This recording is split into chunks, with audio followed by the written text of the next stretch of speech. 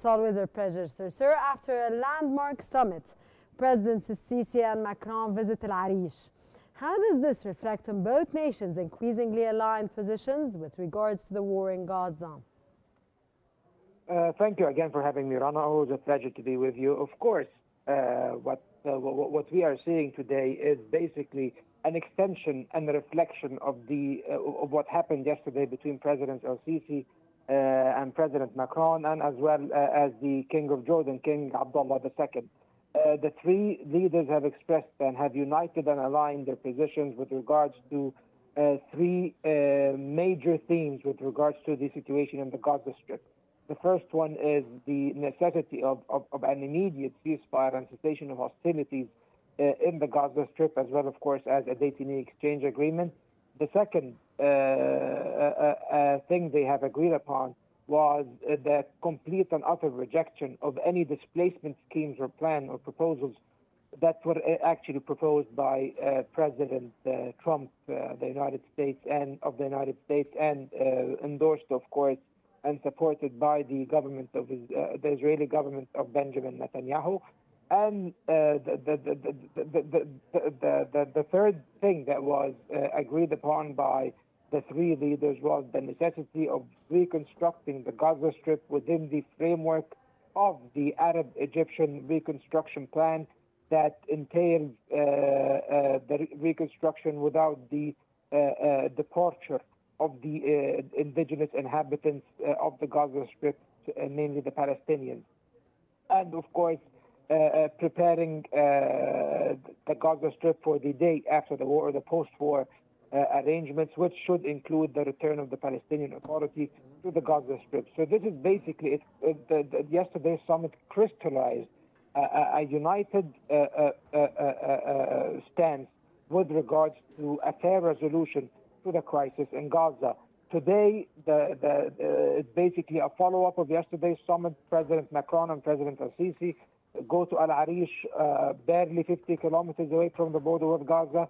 They are there to visit certain facilities. The French field. Dr. Mohamed, I just wanted to interrupt you and ask you a question, please. Sir, the impact of the trilateral summit that took place yesterday, including, of course, Jordanian King Abdullah II.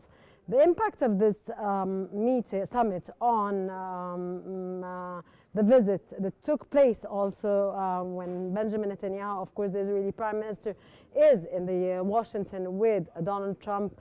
Do you think, sir, there was an impact of this summit on the visit and of the discussions that took place between both leaders? I think there was an impact in the sense that during the American-Israeli summit, the second summit between Netanyahu and Trump, a call was conducted between President Sisi, President Macron, and King Abdullah with President Trump on the margins of both summits, which happened in tandem in both Cairo and in Washington, D.C.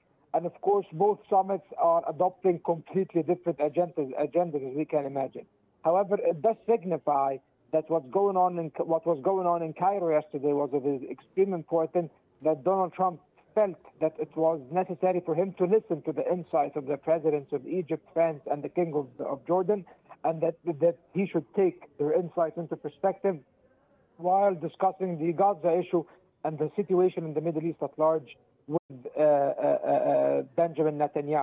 Whether this will yield any tangible changes to the American position, I think it's way too early to say. And so far, from the indicators, it's highly unlikely that this will happen. However, of course, nothing is impossible. Any space for dialogue between the different parties of any certain disagreement or any certain crisis is always a healthy sign and a good sign that there is room for negotiation, that there is room for diplomatic resolutions and reaching common understandings, of course, within the context of and the framework of international law, namely international humanitarian law, the UN Charter, and international human rights law.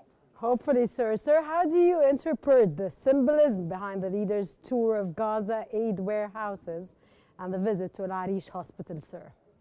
I think that it symbolizes the dire humanitarian situation in Gaza. So on the one side, we see the French president going to visit the field hospital, the Al Arish hospital, in order to see for himself wounded Palestinian civilians who were wounded by Israel's act of aggression. There are thousands of Palestinians who came to seek treatment in Egypt who were wounded by Israel's war of aggression and Israel's relentless bombing of the Gaza Strip for the past year and a half. President Macron going and visiting this health medical facility signifies that he acknowledges the dire humanitarian situation, the dire consequences of Israel's criminal actions, and it will also send a message that this needs to stop for international public opinion.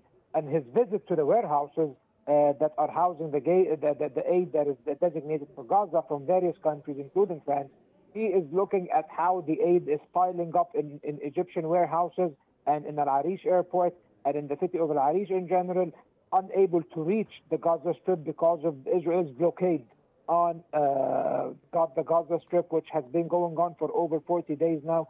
For over 40 days, not even a loaf of bread has entered the Gaza Strip, and the humanitarian situation over there is on the cusp of collapse. They are on the verge of a new famine in the Gaza Strip. There is no energy, there is no fuel, there is no medicine, there is nothing. So I think when the French president goes and visits these warehouses, he conveys a message that the border crossings have to be reopened by Israel because they were shuttered by the Israeli government, and that they need to facilitate once more the flow of aid from Egypt into the Gaza Strip in order to save the dying population and the suffering population of Gaza. Dr. Mohamed, thousands of Egyptians have rallied in Al Arish as the Egyptian and French leaders conduct their visit to the city. What messages do those demonstrations wish to convey, sir?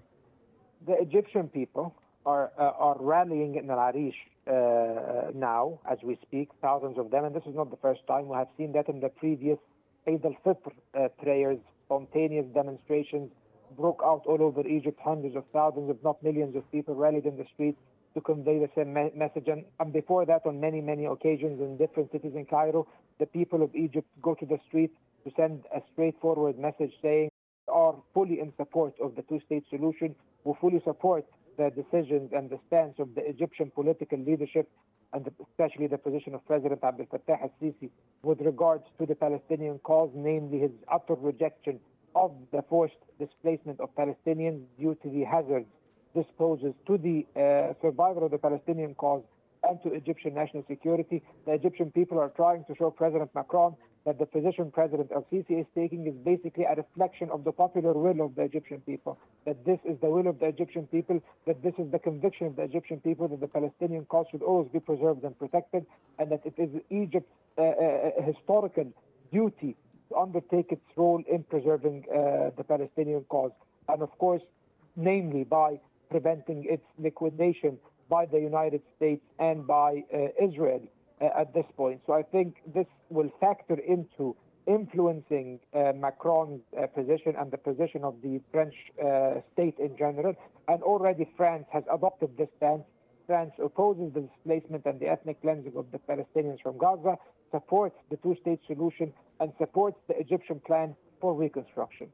Dr. Osman, could you further elaborate, sir, on the French and Egyptian positions increasingly aligned on a formula for conflict resolution in Gaza?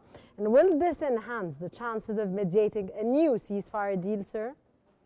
As we know, Egypt is a key mediator in the conflict in Gaza. Egypt, along with Qatar, of course, and Egypt plays this very prominent role, which makes it which basically gives it a central role in the events going on in Gaza right now, and of course a positive role as opposed to the role of the United States and of course Israel, which is a party to the conflict.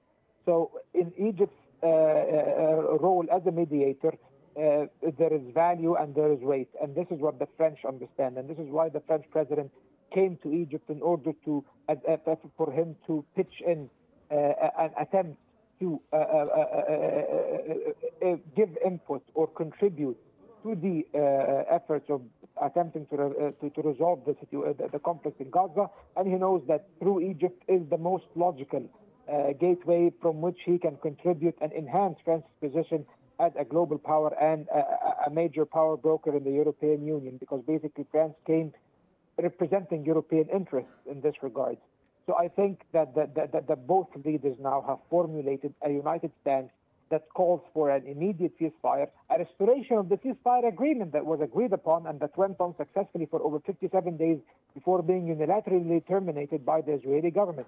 The ceasefire agreement said that it has 3 stages for detainee exchange, for the facilitation of humanitarian aid, for the withdrawal of the Israeli forces from Gaza, and also for the removal of Hamas from power and the replacement with a communal support committee that was supposed to be a transitional administration that paved the way for the return of the Palestinian Authority, which is basically the representative of the state of Palestine and the sole legitimate representative of the Palestinian people and the Argentine international community. So this was the Egyptian plan, a plan in line with international law and in line with basic morals.